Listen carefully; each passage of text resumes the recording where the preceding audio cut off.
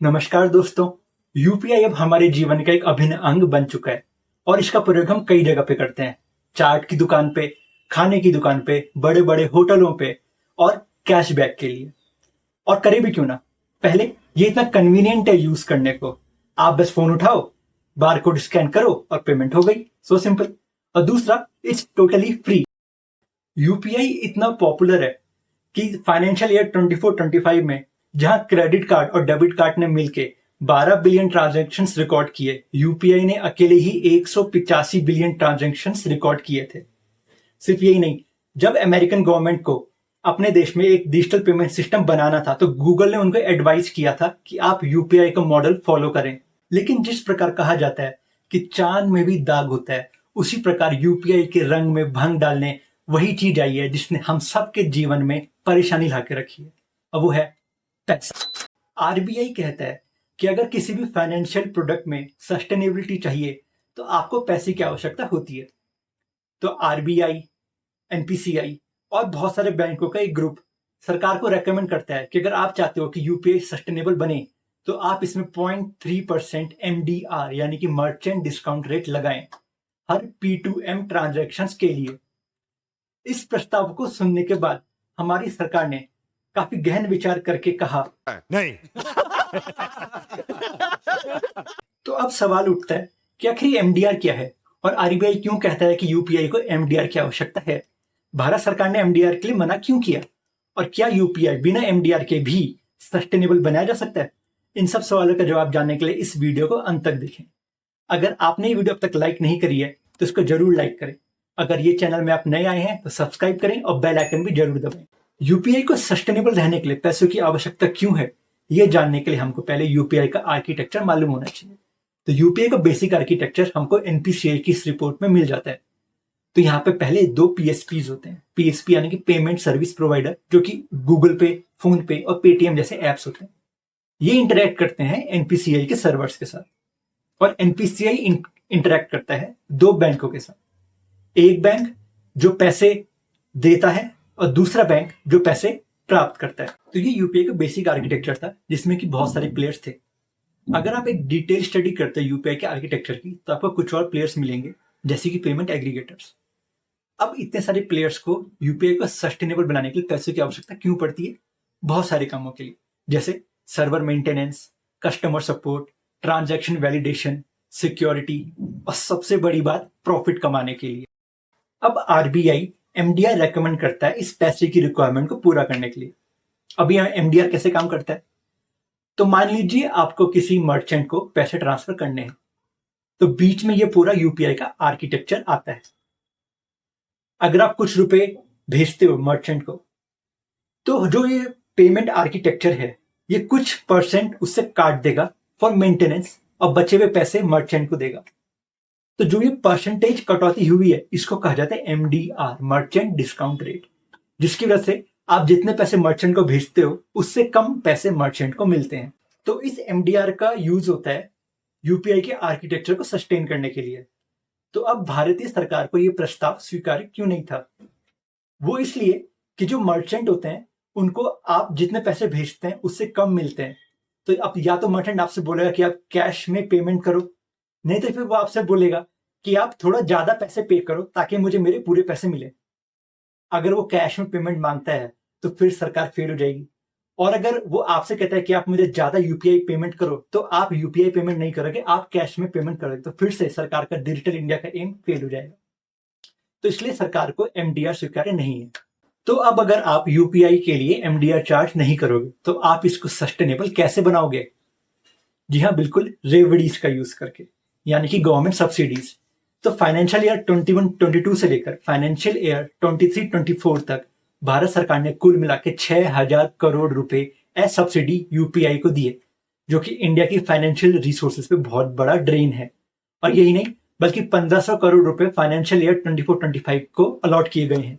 यही कारण है कि आरबीआई ने यूपीआई को सस्टेनेबल बनाने के लिए भारत सरकार को एमडीआर रेकमेंड किया था, जो कि भारत सरकार ने मना कर दिया। तो इस एनालिसिस से तो हमको ये लगता है कि शायद यूपीआई सस्टेनेबल नहीं है लॉन्ग टर्म के लिए, लेकिन ये पूरा एनालिसिस नहीं है। तो सारी समस्या पैसों से आती है। तो हमको देखना होगा कि आखिर ये पैसे हमें मिलते कैसे हैं। देखिए सिंपल सी बात है, पैसे आपके जेब में दो तरीकों से आते हैं। एक वो पैसा जो आप कमाते हो, दूसरा वो पैसा जो आप बचाते हो। तो हमने देखा कि यूपीआई की कमाई तो शून्य है, लेकिन क्या यूपीआई कुछ पैसे बचाता है जिससे हमारे जेब में पैसे आ सकते हैं? तो इसका उत्तर है हाँ, यूपीआई पैसे बचाता है। कैसे? अब मैं आपको बताता हूं। इसके लिए भी हमको एनपीसीआई की रिपोर्ट पे जाना होगा। तो इस रिपोर्ट में एनपीसीआई ने दो कॉस्ट सेविंग अपॉर्चुनिटीज हाईलाइट करी हैं। तो पहली है कॉइन करेंसी सर्कुलेशन में कमी आना। तो यूपीआई के आने के बाद कॉइन करेंसी की ग्रोथ रेट में कमी आई है 8.2% से 1.4%। इससे होता यह है कि अब भारत सरकार को कम कॉइन्स मिंट करने पड़ेंगे, जिसकी वजह से कॉस्ट सेविंग होगी। अब अगर आप एक बेसिक कैलकुलेशन करते हो थोड़ा सा कंजर्वेटिव होके, तो आपको पता चलेगा कि भारत सरकार ने मिनिमम 8.4 बिलियन कॉइन्स सेव किए हैं एक साल में। अब अलग अलग वैल्यू के कॉइन्स को मिंट करने के लिए अलग खर्चा आता है। तो 1 रुपए के कॉइन को मिंट करने के लिए 1.1 रुपए का खर्चा, 2 रुपए के कॉइन को मिंट करने के लिए 1.3 और 5 रुपए के कॉइन को मिंट करने के लिए 3.7। तो हम यहाँ पे देख सकते हैं कि 2 रुपए का कॉइन मिंट करना ज्यादा प्रॉफिटेबल होता है। लेकिन एवरेज वैल्यू क्या होती है कॉइन को मिंट करने की, वो निकालना थोड़ा मुश्किल है। लेकिन हमको पता है ज्यादातर कॉइन्स 1 रुपए या 2 रुपए के ही होंगे। फिर भी हम सारी कॉस्ट 1 रुपए की मान लेते हैं। तो हम मान लेते हैं कि 1.1 रुपी कॉस्ट जाएगा आपको पर कॉइन मिंट करने के लिए। तो अगर हम एक बेसिक कैलकुलेशन करते हैं तो हमें मालूम पड़ेगा कि भारत सरकार ने एक साल में मिनिमम 900 करोड़ से भी ज्यादा रुपए सेव किए हैं। लेकिन अगर आप कॉइन मिंट नहीं करते हो तो भी आपको कैश तो प्रिंट करना पड़ेगा। लेकिन कैश प्रिंटिंग काफी सस्ता होता है कॉइन मिंटिंग के कंपैरिजन में। तो कैश प्रिंटिंग के अप्रोक्सीमेटली 0.1 रुपए खर्चा आता है for every rupee of cash printed. तो अगर हम इसको भी अकाउंट में ले लेते हैं तो भी भारत सरकार ने एक साल में 840 करोड़ रुपए बचाए हैं। और पिछले 3 फाइनेंशियल ईयर में अगर हम मिनिमम भी सेविंग माने तो ये सब मिला के 2500 करोड़ रुपए हो जाएगा। तो दूसरी सेविंग जो एनपीसीआई की रिपोर्ट में हाईलाइट की गई है वो है एटीएम इंस्टॉलेशन की सेविंग। तो यहाँ पे एटीएम इंस्टॉलेशन में 0.6% की कमी आई है। तो अगेन अगर आप एक कंजर्वेटिव कैलकुलेशन करते हो तो आपको मालूम पड़ेगा कि एक साल में 13,200 एटीएम्स की सेविंग की गई है।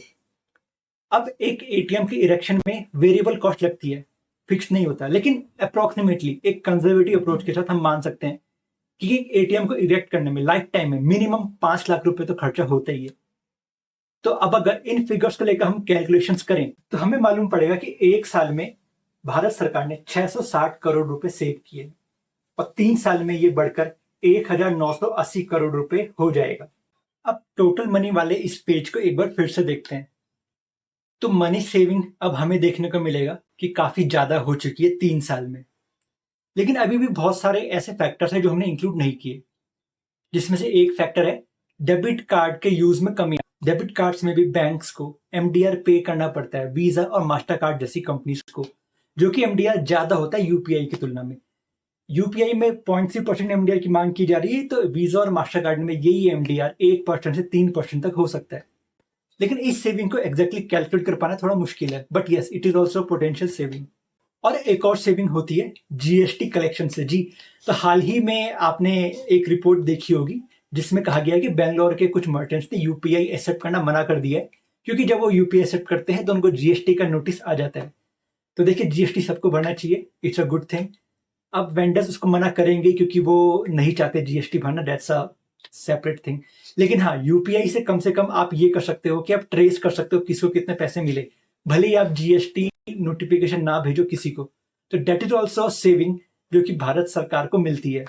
लेकिन इसको एग्जैक्टली कैलकुलेट कर पाना कि इससे कितनी सेविंग भारत सरकार हो रही है वो मुश्किल है। तो अब अगर हम टोटल कॉस्ट और टोटल मनी ब्रॉट, जिसमें कि मनी सेव भी इंक्लूडेड है, उसको एक साथ लिखेंगे तो आप अभी भी देखोगे कि केवल नंबर्स को देखा जाए तो मनी सेव्ड काफी कम है मनी स्पेंड के तुलना में। लेकिन ये पूरी सच्चाई नहीं है। असल हमें पता है कि जो कॉस्ट है ये टोटल कॉस्ट है, लेकिन जो सेविंग्स है ये मिनिमम सेविंग्स है, एक्चुअल सेविंग्स से ज्यादा है। और कुछ सेविंग्स ऐसी भी हैं जिनको हम कैलकुलेट नहीं कर पाए। तो एक्चुअली अगर हम इस फिगर को देखें तो मुझे लगता है कि यूपीआई सस्टेनेबल है even without MDR, because not of the money it earned but because the money it has saved for government and banks. तो कंक्लूड करते हुए हम कह सकते हैं कि यूपीआई को एमडीआर की आवश्यकता नहीं है, क्योंकि जो कॉस्ट सेविंग वो अचीव करता है वो काफी ज्यादा हो जाते हैं उसके कॉस्ट एक्सपेंसेस की कंपैरिजन में। तो अब भारत सरकार को आगे यूपीआई के हायर एडॉप्शन के लिए इंसेंटिव्स लाने चाहिए और साथ ही साथ उन वेंडर्स के खिलाफ एक्शन लेना चाहिए जो जीएसटी कलेक्शन की वजह से यूपीआई का यूज नहीं करते। अगर आपको मेरी ये वीडियो पसंद आई हो तो लाइक जरूर करें। अगर आपने अभी तक सब्सक्राइब नहीं किया है तो चैनल को सब्सक्राइब जरूर करें, बेल आइकन भी दबाएं और मेरी दूसरी वीडियोस भी देखें। धन्यवाद।